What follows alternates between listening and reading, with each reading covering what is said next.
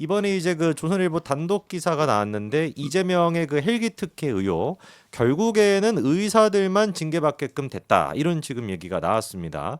여러분 알고 계시겠지만 당시 이제 그 이재명 대표랑 천준호 비서실장 두 사람 전부 다 특혜가 있다라고 하는 것은 권익위가 인정을 했습니다. 네. 근데 이제 문제가 이게 그 공무원의 어떤 그 행동 강령에 국회의원은 또 해당 사항이 없었던 거예요. 뭐 어떻게 하겠습니까? 법이 그렇게 돼 있으니. 그러다 보니까 이재명과 천준호 두 사람 같은 경우는 그냥 종결 처리가 됐었고 서울대병원 의사와 부산대병원 의사 같은 경우는 이제 이게 특혜를 제공했다라는 것 때문에 병원 자체적으로 지금 또 진상 조사가 되고 또 관련된 또 징계가 예정이 돼 있다라는 것인데 제가 좀 답답함을 느끼는 거는 요때 이제 그 종결 처리가 난 게 두 개 아닙니까? 이재명의 헬기 특혜, 그다음에 김건희 여사의 명품백. 그러니까 이재명 같은 경우도 법이 그렇게 돼 있으니 그래 뭐 우리는 납득이 잘 안 되지만 법이 그렇게 돼 있으니까 오케이 종결 처리를 하자라고 저희 쪽에서는 별 얘기가 없었어요. 근데 김건희 여사 같은 경우도 법이 그렇게 돼 있으니 종결 처리를 한 건데 민주당은 그거 가지고 지금도 난리를 치고 있지 않습니까? 그러니까 이 두 가지만 놓고 보더라도 우리가 너무 공세를 못하는 거 아닌가라는 답답함이 느껴져요. 네. 우리는 상식이라는 게 탑재돼 있는 거고. 상식이. 그러니까 머리 한 켠에 상식이라는 게 탑재가 돼 있는 거고 이 그렇죠. 사람들은 지금 이게 상식이라는 곳이 들어갈 구간이 없는 겁니다.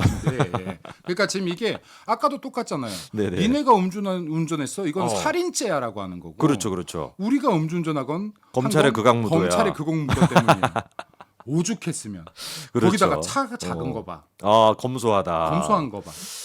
이게 이 사람들의 뇌 구조예요. 그러니까 네네. 지금 예를 들어서 이게 이재명이 특혜를 받았다, 헬기 특혜를 받았다는 건 온 국민이 지켜보지 않았습니까? 이거? 그렇죠. 예. 그리고 그렇게 위급한 상황이었는데 5시간 반 만에 헬기 탔나요? 어. 이것도 이해가 가진 않지만. 그렇죠. 네.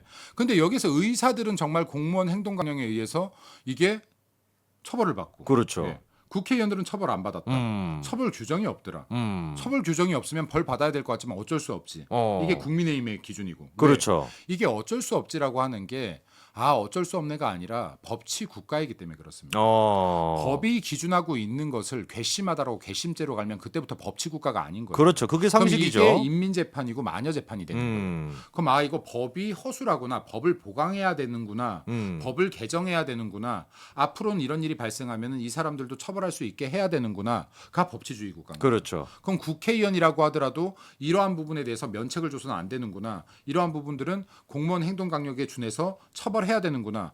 법을 바꿀 생각을 해야지 법치국가죠. 그렇죠. 그런데 이거에 대해서 지금 법을 바꾸려는 움직임은 없죠.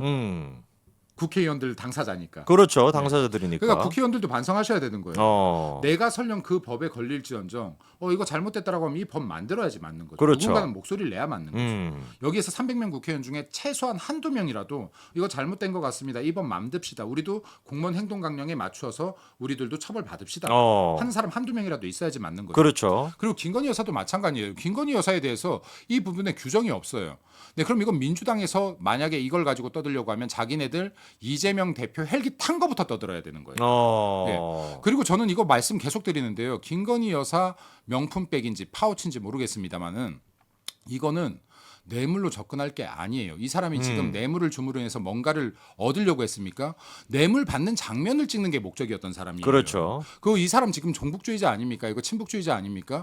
그럼 이 배우가 뭔지를 보셔야죠. 이거 왜 찍으려고 했을까요? 찍으려고 하는 데는 분명히 목적이 있는 거예요. 범죄일 수도 있는 지금 몰카를 들고 들어가서 공작을 했을 때는 이것에 대한 명확한 이유가 있을 겁니다. 그렇죠. 뭘 얻고자 한 게 있을 거예요.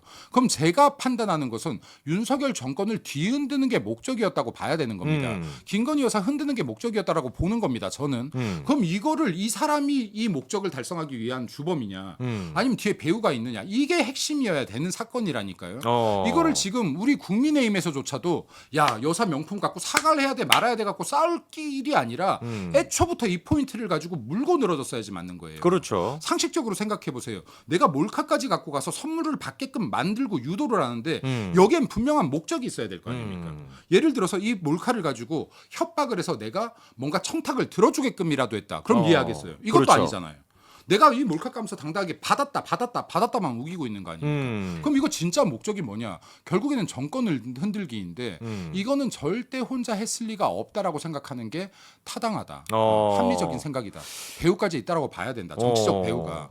그럼 이거를 왜 도대체 이 사건을 방향을 이렇게까지 흘러오게끔 이걸 이 긴 시간 동안 만드는지도 저는 의아합니다. 국민의힘에서 싸워야 될 포인트를 제대로 알고 싸우지 못하면 이 계속 민주당의 프레임 전략에 농간에 놀아나는 거예요. 그러니까 이게 누군가는 좀 맥락을 짚고 싸워라라는 말씀 드리고 싶습니다. 야, 그 말씀을 이제 공감이 좀 많이 되는 게 이번에 이제 그 권익위의 그 발표를 들어보니까 저희가 이제 공격할 수 있는 그것도 많아요. 뭐 예를 들어 가지고 분명히 그때 이제 그 민주당이 했던 얘기는 그 관련된 담당 의사가 권유를 했다. 그리고 이제 가족이 원했기 때문에 이송을 했다라는 거였는데 이번에 이제 그 구체적인 얘기를 보니까 부산대에서 서울대병원에 그렇게 요청을 했을 때 서울대병원이 난색을 표했더라고요. 아니 그냥 부산대병원에서 수술하면 안 되겠냐 이런 식으로 이제 난색을 좀 표했더니 부산대병원이 했던 얘기가 환자랑 보호자가 서울에서 수술받기를 희망한다라고 얘기해서 그래서 이제 이송이 됐다는 거예요. 그럼 여기서 말하는 환자가 이재명 아닙니까? 그럼 그때 민주당의 해명과는 다르게 이재명 본인 스스로가 서울대병원에 가서 치료받고 싶어 했다라고 지금 부산대병원이 밝힌 게 명확하게 드러났거든요.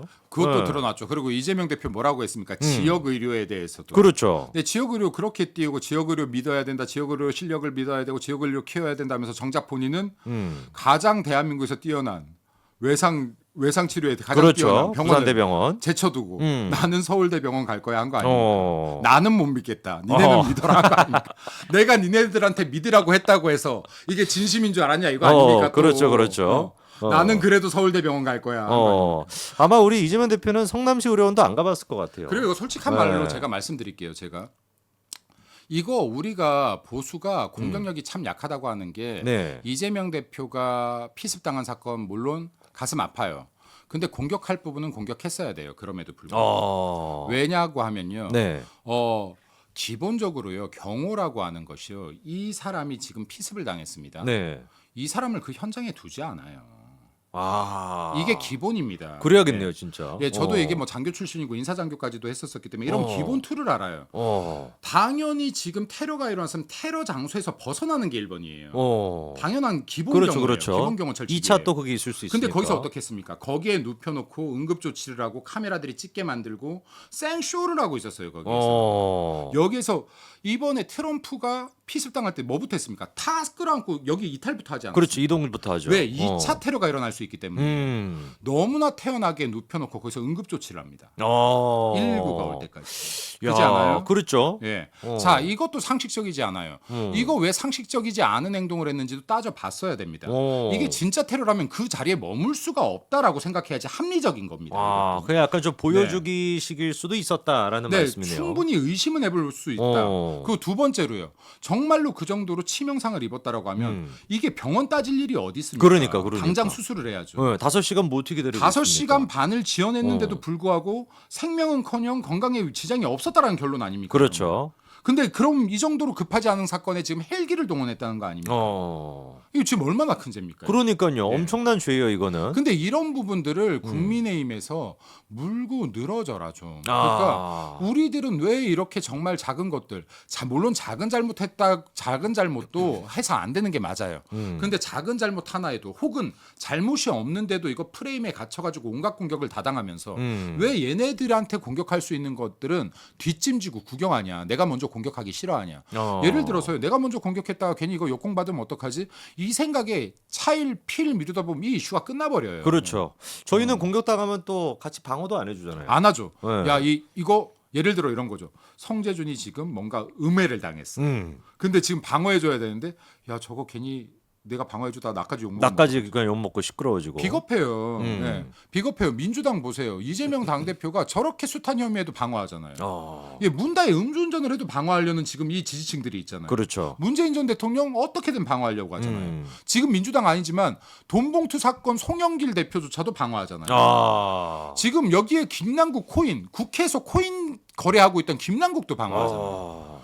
민주당은요, 얘가 무슨 범죄를 저질렀든 방어하고 보는 거예요. 우리 당은요, 야, 얘 별거 아닌데 저거? 별거 아니지만 방어하지 말자. 우리가 나서지 말자. 괜히 나까지 생각 없는 사람 데리려. 나까지 똥물 튀긴다. 나한테까지 똥물 튀겨. 비겁한 거예요. 이러니까 지금 보수는 한 명이 가짜로 음해 공격만 받아도 무너져 버리는 거예요. 아. 예를 들어서 정말 보수에서 멀쩡한 인재라고 하더라도요. 정말 사람들이 민주당에서 공격 탁 들어와 버리면 아무도 안 막아주니까 사실 여부와 관계없이 이 사람 죽어버리는 그렇죠. 거예요. 예. 이렇게 떠난 보수의 인재들 많아요. 근데 좌파는요. 진보 진영은 어떤 잘못을 해도 버티고 앉아 있어요. 그렇죠. 버티고 앉아 있어요. 안 죽어요. 하물며 2심 유죄 판결이 나도 국회의원 당 대표 하고 있고요. 심지어 실형이 나왔음에도 실형이 나와도 당 대표 하고 버티고 있어요. 하죠. 네. 대단합니다. 진짜 그러니까 이게 보면은 보수도 뭉쳐라. 네, 보수도 좀 뭉치고 전우회라는 네. 좀 개념도 갖고 의리도 좀 있어라.